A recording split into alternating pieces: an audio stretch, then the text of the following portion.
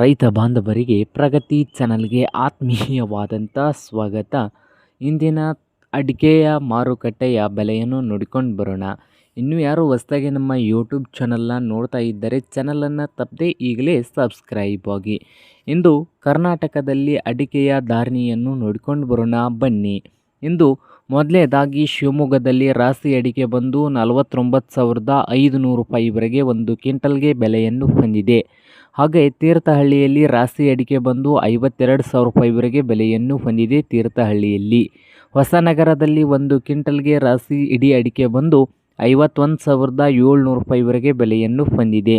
ಹಾಗೆ ಕೊಪ್ಪದಲ್ಲಿ ರಾಶಿ ಇಡೀ ಅಡಿಕೆ ಬಂದು 51,200 ರೂಪಾಯಿವರೆಗೆ ಬೆಲೆಯನ್ನು ಹೊಂದಿದೆ.